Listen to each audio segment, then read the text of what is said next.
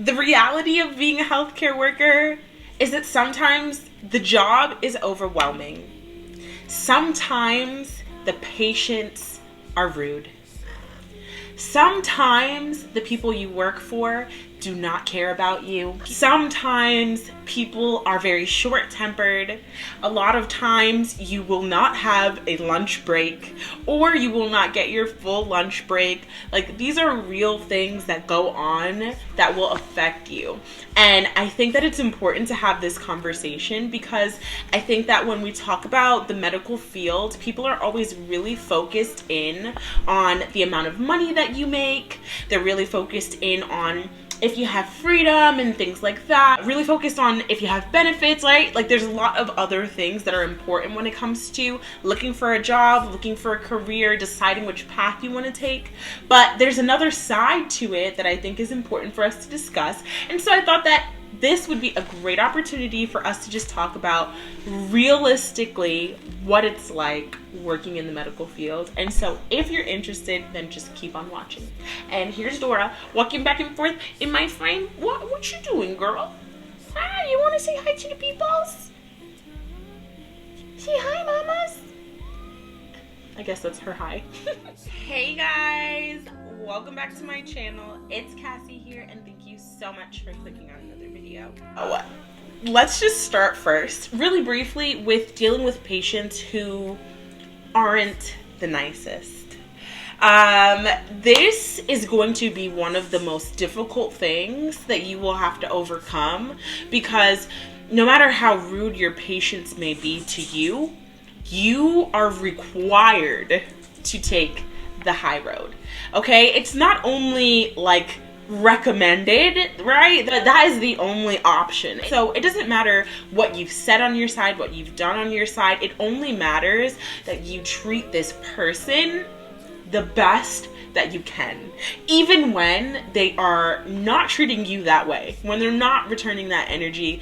It is still required of you to keep your energy high, to keep your vibrations positive, and that is difficult to do. Okay, we are all human, and so I know just as much as you do that when somebody says something that's rude, it might take a second. It might take a second for you to gather yourself and remember that in this situation, what's required of me is to put my best foot forward. And so that's what I'm gonna do. Easier said than done. Okay, trust me, I know, I get it, I understand. Easier said than done, but it is necessary for you to always lead with positivity and to treat the patients and whoever it is that you're seeing the best that you can, because it's what's required of you. When I meet my patients, I always like to ask them how are they doing today, and I introduce myself. There have been moments where I was in the middle of introducing who I was and I was cut off and spoken to very rude, and not in a way that anybody should be spoken to. And what I always do is take a moment, I stop speaking, and I say, you know what? If you just give me a moment, I can find somebody who can help you with that. Whatever it is. And I take a second and I step away and I figure out what's going on, right? Because people have bad days, and although I don't think that it's okay for anybody to come into your job and take out their bad day on you, if you're in a situation where that's happening and it's something that you can identify, it's something that you can get past once you identify what it is that's going on. And so no, it's not okay that this person is coming in and they're rude to you. No, it's not okay for people to come in and call you out of your name. It's not okay for people to just be rude and treat you less than.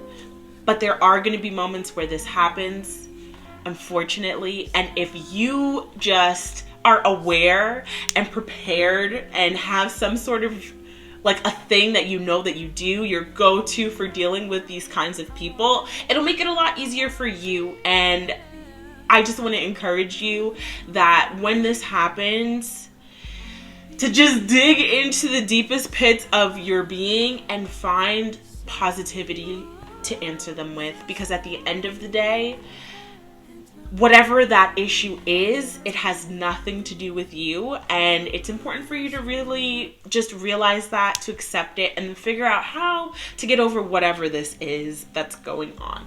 Okay, so another really common thing, which is important to know about the medical field, is that because your job is patient-based, that means that at any point, right, you have appointments that are scheduled for a certain amount of time. We all know people run behind, plenty. People forget about their appointments, plenty. Sometimes you think that you needed this amount of time to get this certain job done, however you need more. All of this just trickles down into sometimes being overextended, not getting a break when you need one, and things like that. So, for example, I might have a patient who has an appointment that's an hour. You have X amount of things that you need to get done within that hour, and then get ready for the next person, right? Or maybe their appointment is 30 minutes, whatever the case is.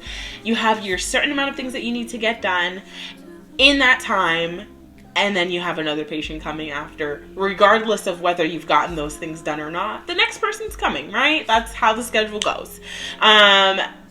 This is so common that people come late, you end up running behind, and then, it really only takes one person who's late or running behind or whatever to kind of knock off your schedule for the entire day. And then because of that, you may be playing catch up for the rest of the day. I want to just let you know that this happens more often than you might think. And that's because we can't control what time people get to their appointments.